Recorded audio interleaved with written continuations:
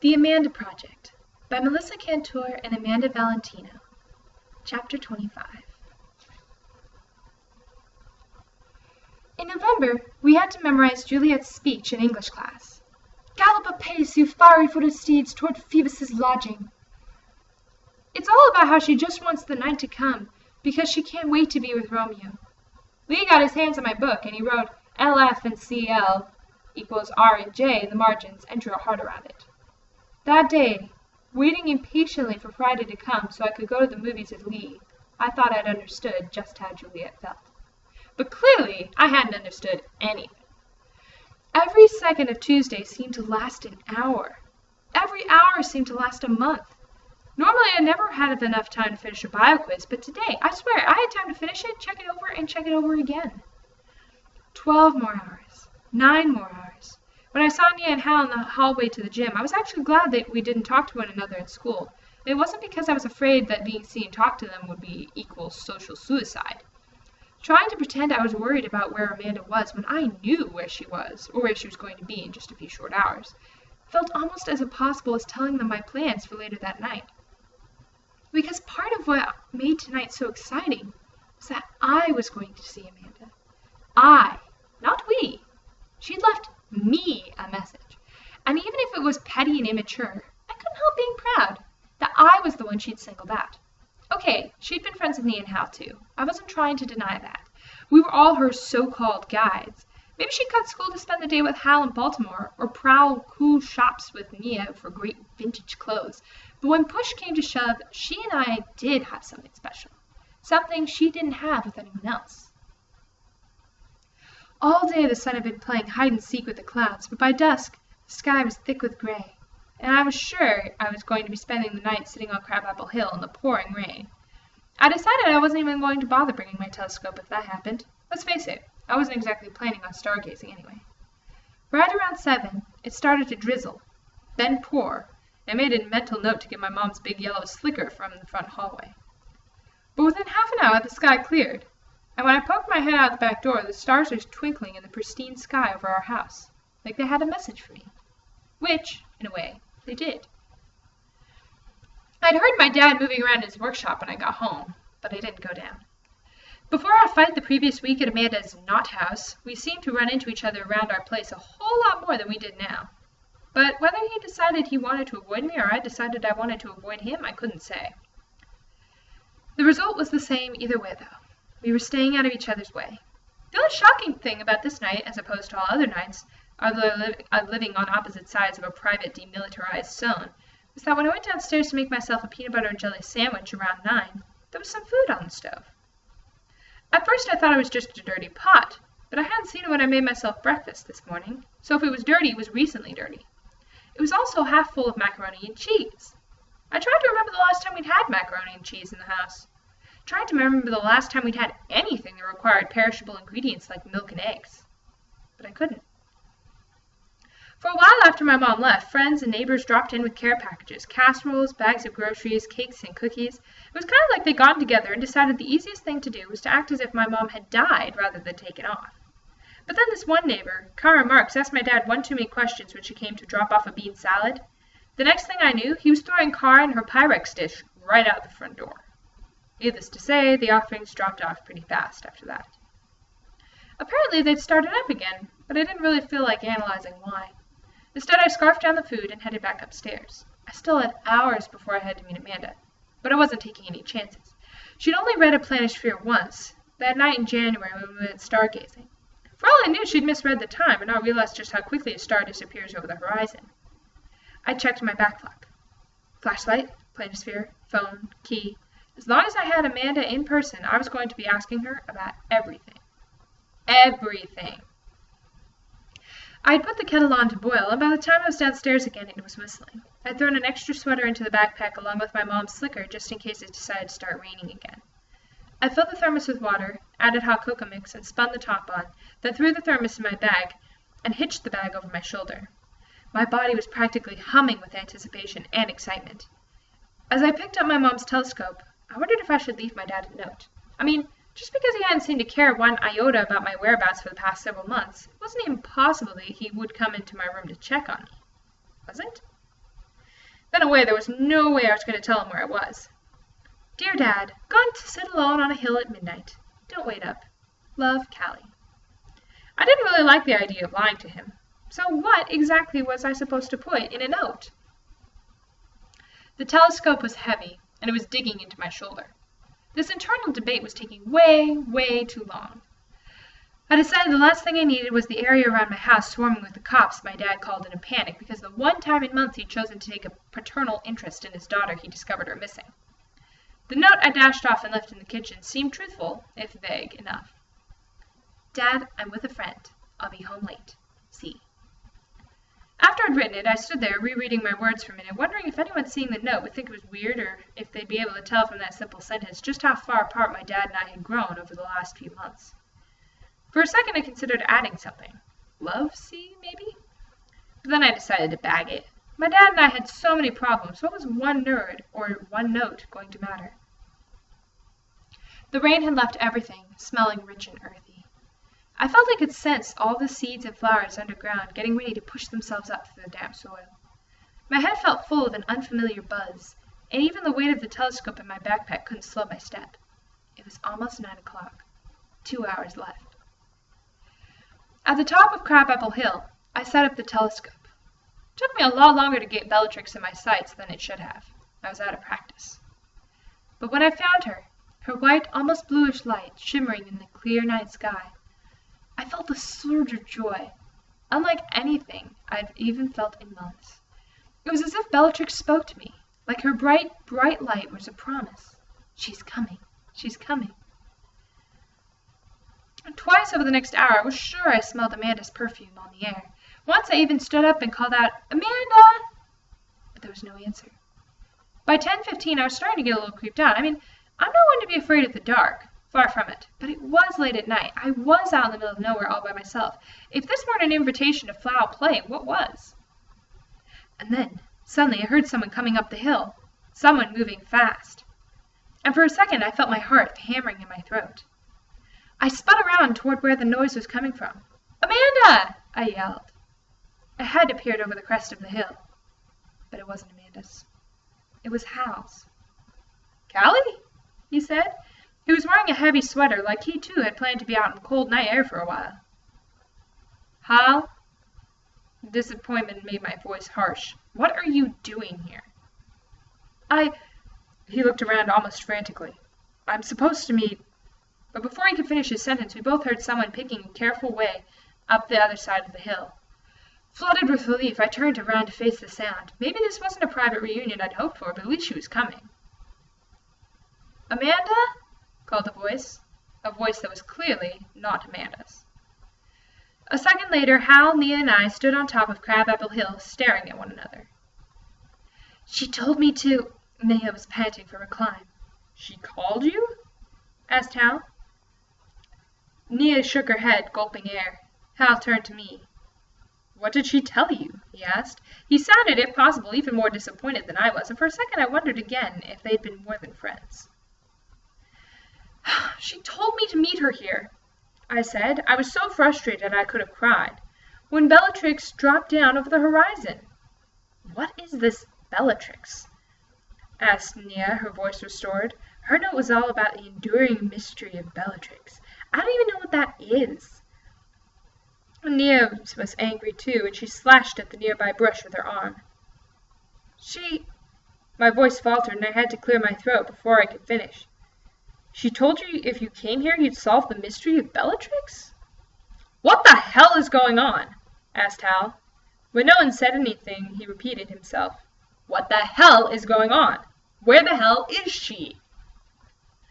As Hal, Lee, and I stared at one another, I realized in a flash that Amanda wasn't coming. The knowledge was as clear and sharp as Bellatrix had been. It shimmered in the center of my brain with the same bluish-white intensity. Amanda hadn't brought us here so we could see her. She'd brought us here so Nia and Hal could see me. I dropped to the soggy ground. "She isn't coming," I said. "What?" hissed Nia. "She isn't coming," I said again. "Did you leave me this note?" asked Nia. She took a step toward me and waved a piece of paper in my face. "Oh, chill out, Nia," said Hal. "You know Amanda left you that note." But what for? Asked Nia, and for a second I thought she was going to cry.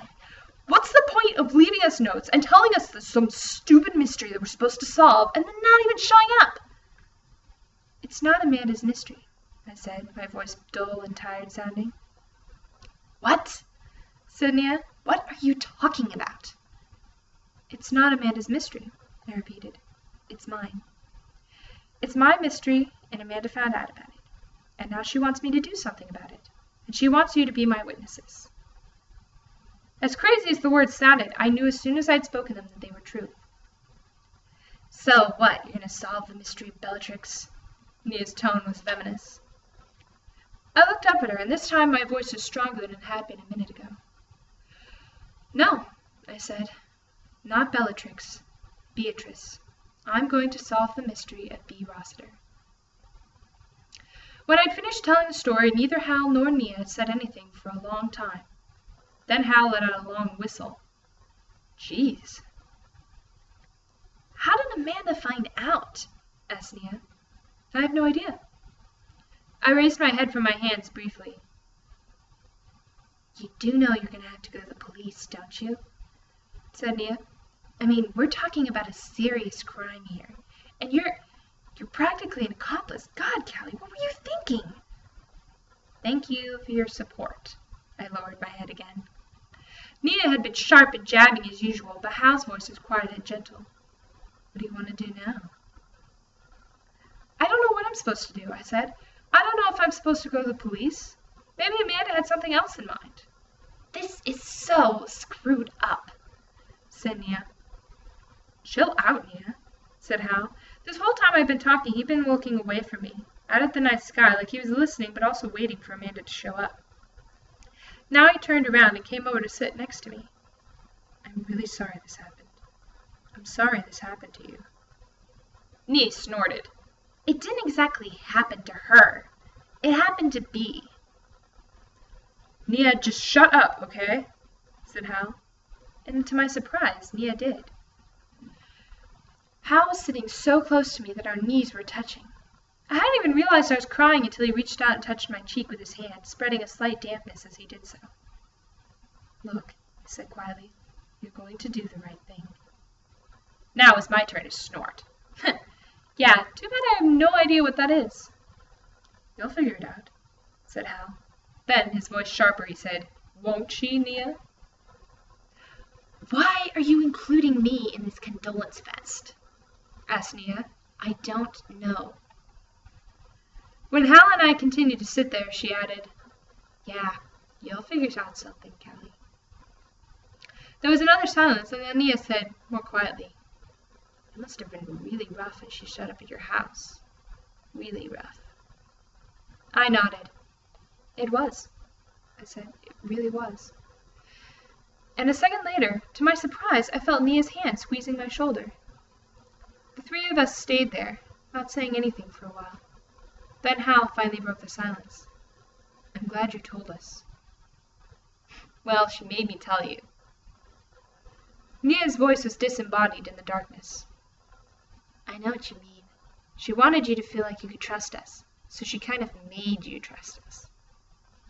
Not that we made it easy for you, said Hal, and even in the dark I could feel his smile. Well, maybe some of us made it easier than others, said Nia, and I could hear the smile in her voice, too. Maybe, I agreed, and we stayed there, still silent, but in a good way. Let's go down. Hal stood up and brushed off his jeans. She's not coming tonight. From his voice I could tell he'd only just accepted the truth. She really wasn't coming. Yeah, this is starting to creep me out, said Nia. To my surprise, she reached down to pull me up. I took her hand and then followed them for a couple of steps, then stopped. You know what, guys? I think I need a minute. Are you okay? Asked Hal. I nodded. I just have to be here by myself for a sec. Nia took a step toward me and peered into my face. You're not going to do anything stupid, are you? What, like jump off Crabapple Hill? She shrugged. Maybe. I shook my head. No. I need to think for a minute, but it's nothing like that. Okay. She dropped my hand as abruptly as she'd taken it. Well, she was trying. Okay, said Hal. But we're here if you need us, you know? Call anytime. Thanks, I said. I know.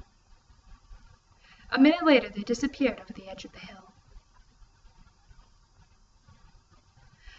I've never stayed up all night, I admitted, much less out. Really? I do it all the time. The sun was just coming up over the horizon, and in the pale light of dawn I could see the outline of Amanda's face and the landscape behind Crabapple Hill. There were some crumbs on her lips from the chips we'd been eating. Don't your parents tell you to go to bed? I asked.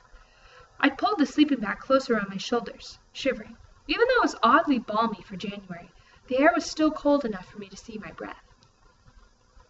They're night owls, too, said Amanda.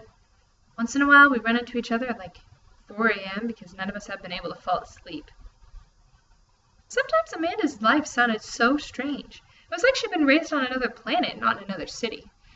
I tried to imagine the Valentinos running into each other in the hallway of their house like in all-night bumper cars. But then I realized that Amanda wasn't living with her parents now. When had this late night happened? I was about to ask when Amanda pointed at the telescope. It's a good thing I came along and spotted this, or you never would have taken it out of the closet. I can't believe you stopped using it for so long. I yawned. Yeah, well. My voice trailed off as the yawn intensified, and then I continued. It wasn't like I was so eager to relive all the good times I had with my mom now that she's gone, you know? Amanda had been lying down, but she shot up so fast the sleeping bag slipped off her top half. She must have been freezing in her thin shirt and tank top. No, you can't think that way. Her voice was intense. It's up to you to keep her alive. To keep her around. That way when she comes back, it'll be like she never left. I laughed. Yeah, right. I didn't know which was more absurd. The idea that I could ever feel like my mom hadn't left, or the idea that she'd be back. Amanda's face was serious as she leaned toward me. I mean it, Callie. All that stuff you taught me tonight, finding stars in the planisphere and how to do longitude and everything, that's your mom. That's your mom and you. You're the little bear, she's the big bear. You're one. She put her hands together, one embracing the fist of the other. She's only gone if you let her go. Something about how tightly Amanda's hands were gripping each other made me feel like she was trying to say more than she was able. But before I could ask her about it, she saw something down below. Look! I followed the line of her finger, pointing out to the west. Down below us, Hal Bennett was running by. His legs flew out behind him and his arms pumped, but somehow, maybe because he was so far away that we couldn't hear him, or maybe just because he was a talented runner, he seemed not to be exerting himself at all, like he was effortlessly sailing right above the earth. What? Asked Amanda. I hadn't realized I'd been smiling until Amanda poked me from the side. What? What? I asked, unable to prevent my smile from glowing. What's with this smile? Since I was now practically grinning from ear to ear, my what smile sounded a bit ridiculous. Nothing, I said. I shrugged. You're intrigued, said Amanda. I loved how she said that. Not, you're crushed out, which is what Heidi or Tracy or Kelly would have said. Not like, you like him. You're intrigued. I nodded, still smiling. I'm intrigued, I admitted. Why? Asked Amanda. What intrigues you about him? I don't know, I said. I leaned with my eyes closed and again saw Hal running by. He's so his own person, you know? You didn't meet him before, when we were in middle school, but he was this enormous dork, really. And then he comes back this year and he's a total hottie, and there's all this buzz about him, and it's like he doesn't even care. That he doesn't even know. I opened my eyes finally and looked at the space where Hal had been. I'd like to be like that. A total hottie everyone's buzzing about? Asked Amanda, laughing. But the way she said it, I knew she knew that wasn't what I meant. My own person, I said quietly. I'd like to be my own person. There was a pause, and then Amanda reached over and squeezed my fingers. You know what I think, Callie? I think your time has come to shine, and all your dreams are on their way. That's nice, I said. Did you just make that up? She shook her head, reached into the bag and took out 2 chips, handing one to me and popping the other in her mouth. Paul Simon. Here, have some breakfast. She bit off a corner of her chip, the most important meal of the day. I sat there chewing. As I reached for a second chip, I said, So, do you know him? But there was no answer. I looked over at Amanda and saw that her sleeping bag was pulled halfway over her face, and she was fast asleep. Somehow I missed Bellatrix dropping over the horizon, but instead of feeling sad, I knew it didn't matter, because I could practically hear Amanda's voice in my ear.